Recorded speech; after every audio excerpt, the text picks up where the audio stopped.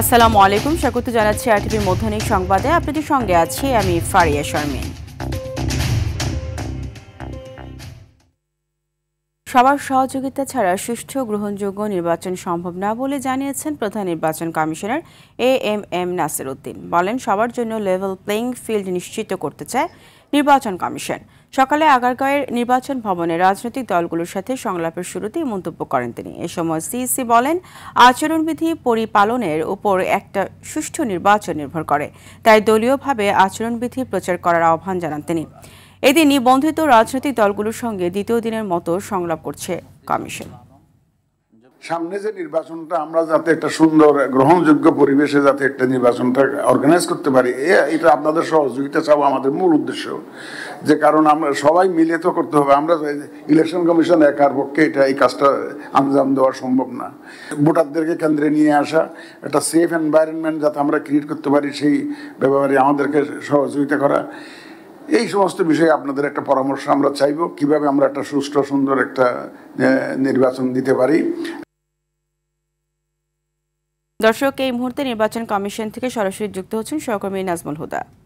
নাজমুল, কোন কোন দলের সঙ্গে সংলাপ হচ্ছে, রাজনৈতিক দলগুলো কি কি বিষয় আলোচনা করছে জানাবেন।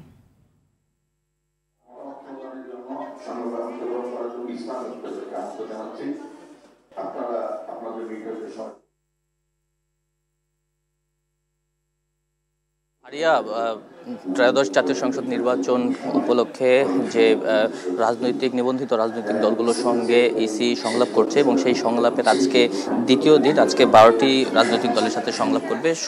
প্রথম দফায় 6টি দলের সাথে সংলাপ করবে দুপুরের আগে এবং এরপরে আরও 6টি দলের সাথে সংলাপ করবে। তো আজকে অন্য দিনের চেয়ে একটু সংলাপটা শুরু হতে কিছুটা দেরি করে এবং এর মধ্যে একটি হট্টগোলের মতো পরিস্থিতি সৃষ্টি হয় সকালবেলা, যখন ইসলামী ঐক্য জোটের 2টি অংশের রাজনৈতিক নেতারা তারা সংলাপে মূলত অংশ নেয়। তবে তাদের এই 2টি দলের মধ্যেই কিছুটা হট্টগোল হয়। এর মধ্যে একটি দলকে বাইরে চলে যেতে অনুরোধ করে ইসি এবং বাকি দলটি রয়েছে। এই মুহূর্তে 6টি দল আছে। সিইসির পক্ষ থেকে সংলাপের শুরুতে একটি স্বাগত বক্তব্য দিয়েছে এবং বক্তব্যে সে সবাইকে সবার সহযোগিতা প্রত্যাশা করেছে এবং পাশাপাশি বলেছে যে রাজনৈতিক দলগুলোর আসলে সহযোগিতা ছাড়া সুষ্ঠু নির্বাচন সম্ভব নয় এবং এছাড়া আচরণ বিধি পরিপালনের ব্যাপারেও তিনি বলেছেন এবং যাতে দলীয়ভাবে রাজনৈতিক দলগুলো যাতে তাদের যারা প্রার্থী রয়েছে তাদেরকে একটি ব্রিফ দিয়ে দেয় এই আচরণ বিধি সম্পর্কে, সেই বিষয়গুলো তিনি বলেছেন। পাশাপাশি বেশ কয়েকটি রাজনৈতিক দল যেমন গণফোরাম, বাংলাদেশ জাতীয় পার্টি সহ কয়েকটি রাজনৈতিক দল ইতিমধ্যে আলাপ করেছেন। তাদের যদি আমি একটু মোটা দাগে বলি, প্রায় সবগুলো দলই জামানত নোট নিয়ে কথা বলেছেন, যাতে তাদের জামানতটা যে অর্থ 50,000 টাকা এখন রয়েছে সেটি কমানো হয় 20,000 টাকা কেউ বলেছেন, আবার 10,000 টাকা করার প্রস্তাবও কেউ দিয়েছেন। পাশাপাশি না ভোটের বিধান যে সংযোজন করা হয়েছে এই বিষয়টি কি অনেকে বলেছেন যে এটি এই বর্তমান যে পরিস্থিতি সেই পরিস্থিতিতে এটি না রাখলেও পারত। এছাড়া জোট নিয়েও কথা বলেছেন যে জোটে দলীয় প্রতীকের অধীনে যে নির্বাচন করতে পারবে না যে বিধান রয়েছে সেই বিধানটি যাতে বাতিল করে যারা ছোট দলগুলো চাইলে তাদের নিজস্ব যে প্রতীক আছে সেগুলোর পাশাপাশি জোটের প্রতীকও নির্বাচন করতে পারে, সেই বিষয়ে যাতে তাদের প্রার্থীদের হাতেই ছেড়ে দেয় এমনটি জানিয়েছেন। পাশাপাশি পেশি শক্তির ব্যবহার করে যাতে কোনো শোডাউন বা সভা সমাবেশ না করা হয় সেই বিষয়গুলো আলোচনা হয়েছে। এছাড়া আরও বিভিন্ন বিষয় নিয়ে আলোচনা করেছে। এরপরে দুপুরের পর আরও 6টি দল আলোচনা করবে। তো তারপর আমরা আরও বিস্তারিত তথ্য জানতে পারবো যে ভোটারদেরকে কি কি বিষয়গুলো ইসির কাছে বলা হয়েছে। আপনাকে ধন্যবাদ। জুলাই গণ অভ্যুত্থানের প্রথম শহীদ রংপুর বেগম রোকেয়া বিশ্ববিদ্যালয়ের শিক্ষার্থী আবু সাইদ হত্যার ঘটনায় মানবতা বিরোধী অপরাধের মামলায় 14তম দিনের সাক্ষ্য গ্রহণ শুরু হয়েছে। বিচারপতি নজরুল ইসলাম চৌধুরীর নেতৃত্বাধীন 3 সদস্যের আন্তর্জাতিক অপরাধ ট্রাইব্যুনাল 2-এ চলছে এই সাক্ষ্য। মামলাটিতে বেগম রোকেয়া বিশ্ববিদ্যালয়ের সাবেক ভিসি সহ আসামি মোট 30 জন, যাদের মধ্যে 6 জন গ্রেপ্তার রয়েছে। গত বৃহস্পতিবার প্রত্যক্ষদর্শী হিসেবে এ মামলায় সাক্ষ্য দেন পুলিশ সদস্য আবু বকর সিদ্দিক। পরে তাকে জেরা করেন পলাতক 24 আসামির পক্ষে রাষ্ট্র নিযুক্ত 4 আইনজীবী ও উপস্থিত 6 আসামির আইনজীবীরা। এর আগে গত ২৮ আগস্ট শহীদ আবু সাঈদের বাবা মকবুল হোসেনের জবানবন্দির মধ্য দিয়ে শুরু হয় এই মামলার সাক্ষ্য গ্রহণ। সকালে এই মামলার গ্রেপ্তার ৬ আসামি এবং অন্য ৪টি মামলার ৮ আসামিকে ট্রাইব্যুনালে হাজির করা হয়। দর্শক, এই মুহূর্তে আন্তর্জাতিক অপরাধ ট্রাইব্যুনাল থেকে সরাসরি যুক্ত হচ্ছেন সহকর্মী GM মাহমুদ। আজ আন্তর্জাতিক অপরাধ ট্রাইব্যুনালে আর কোনো শুনানি আছে কিনা, এছাড়া আগামীকালের রায়ের তারিখ নিয়ে কোনো সতর্কতা দেখছেন কিনা জানাবেন। ফারিয়া, আন্তর্জাতিক অপরাধ ট্রাইব্যুনাল ২ আজ জুলাই আন্দোলনের যে প্রথম শহীদ আবু সাঈদ হত্যা মামলার ১৪তম দিনের সাক্ষ্য গ্রহণ শুরু হয়েছে। বেলা ১২টার কিছুক্ষণ আগে এই সাক্ষ্য গ্রহণ শুরু হয়, যেখানে এর আগের দিন যে সাক্ষী দেন সেই সাক্ষীর জেরা আজকে সম্পন্ন করা হচ্ছে, অর্থাৎ ১৬তম সাক্ষী হিসেবে তার জেরা নেওয়া হচ্ছে আজকে। তার জেরা শেষ হলে আরও দুজনের সাক্ষ্য গ্রহণ আজকে হবে, এমন তথ্য কিন্তু প্রসিকিউশন থেকে জানানো হয়েছে। এছাড়া আরও ৪টি মামলার মোট ৮ জন আসামিকে ট্রাইব্যুনালে আনা হয়েছে এবং ট্রাইব্যুনাল ১-এ তাদের বিচারিক কার্যক্রম সম্পন্ন হবে।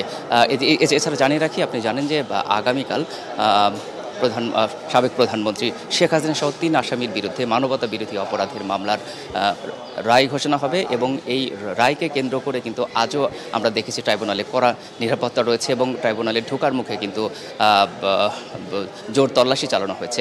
একই সাথে জানিয়ে রাখি যে ট্রাইব্যুনালের ঢোকার মুখেও কিন্তু নিরাপত্তা রয়েছে এবং সুপ্রিম কোর্ট এলাকাতেও নিরাপত্তা বহাল রয়েছে। আমরা বিজিবি সদস্যদের উপস্থিতিও দেখেছি। অর্থাৎ এই রায়কে ঘিরেই আসলে আজকে ট্রাইব্যুনালের যে অবস্থা, কিছুটা থমথমে পরিস্থিতি কিন্তু বিরাজ করছে। কিছুক্ষণ আগে প্রসিকিউটর তামিম কিন্তু এ বিষয়ে ব্রিফিং করেছে। তিনি জানিয়েছেন যে সন্দেহাতীতভাবে তাদের বিরুদ্ধে আনিত যে 5টি অভিযোগ সেটি তারা প্রমাণ করতে সক্ষম হয়েছে এবং তারা কিন্তু সর্বোচ্চ শাস্তি দাবি করেছেন এবং তারা চাচ্ছেন যে আদালতের রায়ের মাধ্যমে হয়তো এটি স্পষ্ট হবে।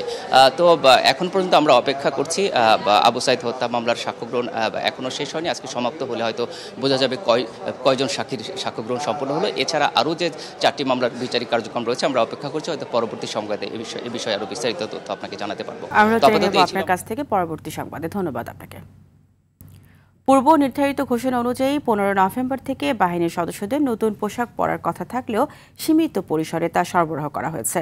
পুলিশের পক্ষ থেকে জানানো হয়েছে, এখনও সব সদস্যের জন্য পোশাক তৈরি না হওয়ায় সীমিত পরিসরে কিছু কর্মকর্তাকে নতুন পোশাক দেওয়া হয়েছে। শুরুতে মেট্রোপলিটন ও বিশেষ ইউনিটের সদস্যরা পোশাক পাচ্ছেন, পরে ধাপে ধাপে পুলিশের বাকি সব সদস্যের কাছে পৌঁছে যাবে নতুন পোশাক। ডিএমপির মুখপাত্র জানান, এখন পর্যন্ত 20% পোশাক সরবরাহ করা হয়েছে। আগামী 30 নভেম্বরের মধ্যে বাকি পোশাক সরবরাহ করা হবে। জুলাই অভ্যুত্থানে নানা কারণে সমালোচনার মুখে পড়ে পুলিশ বাহিনী। দাবি ওঠে বাহিনীর সংস্কার ও পোশাক পরিবর্তনের। পরে নতুন পোশাক অনুমোদন করে সরকার।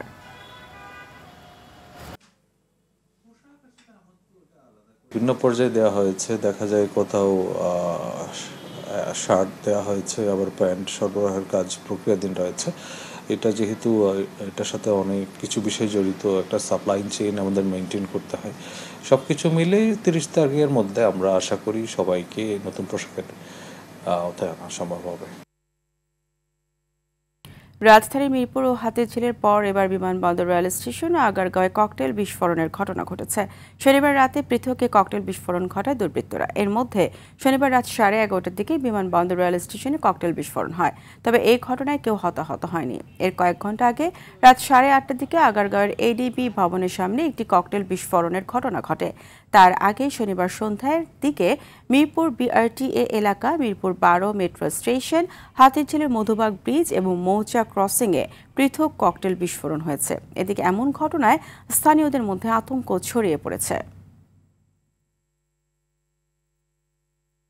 ককটেল মারছে, আমাকে কলজা শরীরে কাঁপতে গেছে, আমরা আতঙ্ক হয়ে গেছি। দুইটা ককটেল ছুড়েছে, মোটরসাইকেলকে যাওয়ার মধ্যে দুইটা লোক ছিল, দুইটা লোকে এইখানে মারছে, এইখানে মারছে। আমরা দোকানদারি করতেছি, একটা আতঙ্ক তো লাগবে, ভয় পাইছি, চমকে গেছি। শিক্ষার্থীদের সঙ্গে সংঘর্ষের জেরে বরিশালে বন্ধ আছে দূরপাল্লার বাস চলাচল। সকাল থেকে এই বাস চলাচল বন্ধ রেখেছে শ্রমিকরা। হাফ ভাড়াকে কেন্দ্র করে বরিশালের কেন্দ্রীয় নথুল্লাবাদ বাস টার্মিনালে বাস শ্রমিকদের সঙ্গে BM কলেজের শিক্ষার্থীদের দফায় দফায় সংঘর্ষ হয়েছে। এতে দুই পক্ষের অন্তত অর্ধশতাধিক লোকজন আহত হন। এ সময় অর্ধশতাধিক বাস ভাঙচুর করা হয়। শনিবার সন্ধ্যা 7টার দিকে শুরু হওয়া সংঘর্ষ রাত 9টা পর্যন্ত চলে। পরে পুলিশ ও সেনাবাহিনী আসলে পরিস্থিতি স্বাভাবিক হয়। ঘটনার পর থেকে পুরো বাস টার্মিনাল ও আশপাশ এলাকায় থমথমে পরিস্থিতি বিরাজ করছে। এই ঘটনার বিচার দাবিতে ধর্মঘট ডাকে পরিবহন শ্রমিকরা। রাজশাহীতে বিচারকের ছেলে হত্যাকাণ্ডে সারা দেশে কালো ব্যাজ ধারণ কর্মসূচি পালন করছেন বিচারকরা। সকাল থেকেই কর্মসূচি পালনের ঘোষণা দেন তারা। এদিকে 2 দফা দাবি পূরণে আইন উপদেষ্টার আশ্বাসে কলম বিরতি প্রত্যাহার করেছেন বিচারকরা। গত বৃহস্পতিবার বিকেল 4টার দিকে রাজশাহী মহানগর দায়রা জজ মোহাম্মদ আব্দুর রহমানের সরকারি বাসভবনে দুর্বৃত্তরা হামলা চালায়। এতে তার ছেলে তাওসিফ রহমান সুমন ছুরিকাঘাতে নিহত হন এবং তার স্ত্রী তাসলিম নেহার গুরুতর আহত অবস্থায় হাসপাতালে চিকিৎসাধীন আছেন। এই ঘটনায় গ্রেফতার একজনকে রিমান্ডে জিজ্ঞাসাবাদ করছে পুলিশ।